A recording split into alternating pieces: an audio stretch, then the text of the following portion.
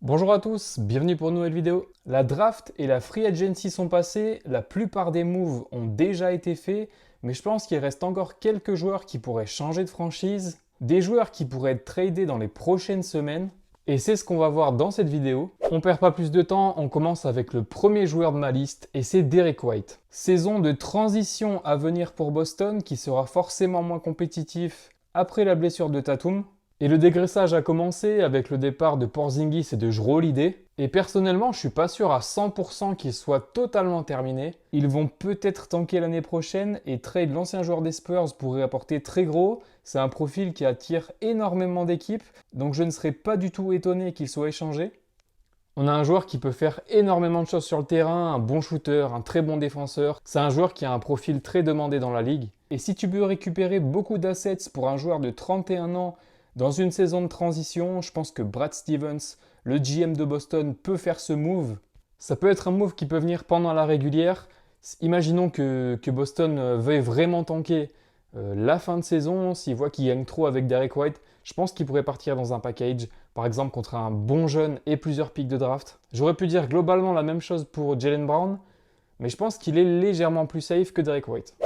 Deuxième joueur de la vidéo avec une superstar de la ligue et c'est Giannis. Très très gros dossier et il y a toujours de très grosses interrogations sur son futur à Milwaukee. C'est une situation extrêmement floue et pour moi Milwaukee n'a plus aucun moyen de gagner avec Giannis. Même s'il y a eu du changement récemment avec le cut de Lillard, la signature de Miles Turner, l'arrivée de quelques joueurs intéressants, Cole Anthony, Gary Harris.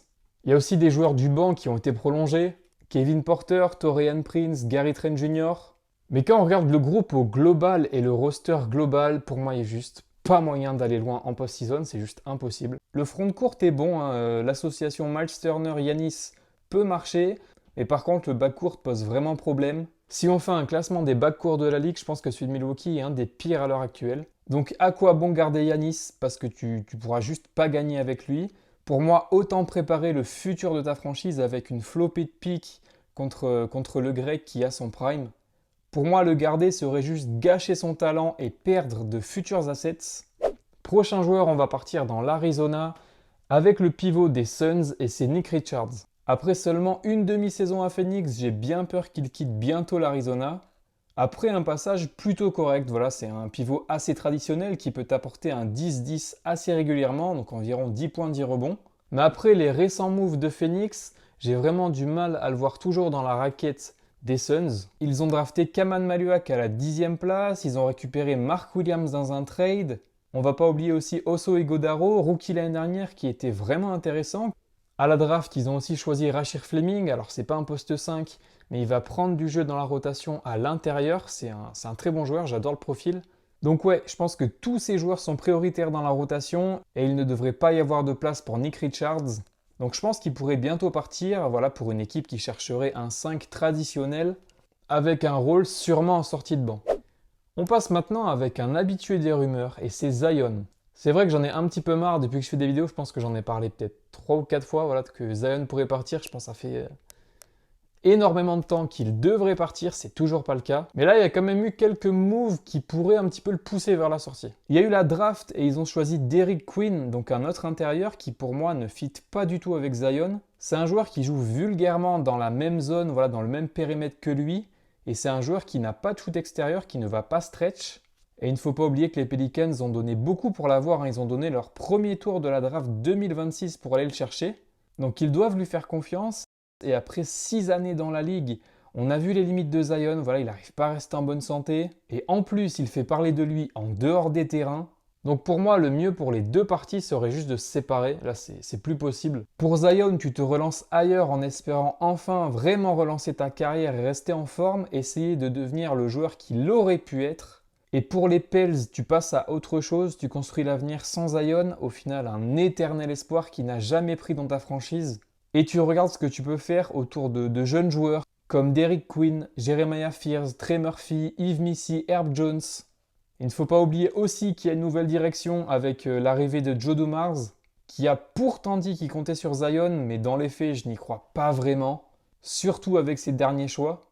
Après, voilà, le front office des Pélicans, ça a l'air compliqué. Joe Dumars, ça fait pas longtemps qu'il est là, et pourtant, il y a eu des décisions assez catastrophique déjà. Ils ont donné énormément pour Derek Queen. J'espère que ça va être un super joueur. Sinon, ça sent l'énorme flop. Et voilà, ils ont donné leur pick 2026, un pick qui avait beaucoup de valeur. Mais en tout cas, là, ça y est, on n'en peut plus. Il faut vraiment que Zion parte. Prochain joueur maintenant avec Austin Reeves pour les Lakers, qui aurait d'ailleurs refusé une prolongation de 89 millions de dollars des Lakers cet été pour espérer plus en étant free agent à la fin de la prochaine saison. Et c'est vrai que je pense qu'il pourrait partir.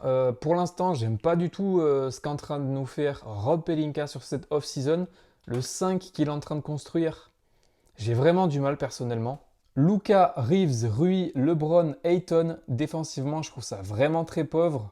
Et si les Lakers veulent se renforcer, Austin Reeves est une des meilleures contreparties. Il faudra aussi surveiller de près le dossier LeBron qui a pris sa player option pendant la off-season. C'est vrai que ça aussi, ça n'a pas aidé Rob Pelinka à signer des free agents. Forcément, le contrat de LeBron prend beaucoup de place dans le cap des Lakers. Une off-season quand même très compliquée pour les Angelinos. Ils ont juste re-signé Jackson Hayes, ils ont aussi pris Jake LaRavia et ils ont pris DeAndre Ayton, un joueur qui récemment n'a pas rassuré, un joueur qui a été irrégulier, qui a souvent manqué dans l'effort, dans l'intensité. Après, ils l'ont eu pas cher, ça peut être un pari qui marche, mais ça va être compliqué et c'est vrai que globalement la off-season a été dure. Ils ont aussi perdu Dorian Finney-Smith.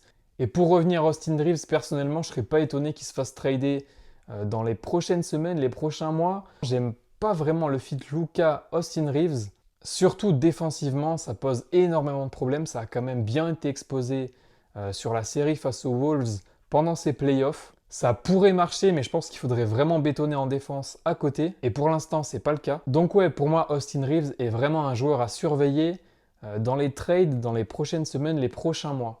Prochain joueur maintenant avec Nikola Vucevic. Et là, je suis déjà fatigué d'en parler. C'est vrai que Vucevic, c'est pareil, ça doit faire je sais pas combien de temps qu'il doit déjà être parti de Chicago. Pour moi, il n'a rien à faire dans ce projet-là. J'ai encore l'impression qu'on va avoir une équipe mid. Voilà, c'est toujours la même histoire avec les Bulls.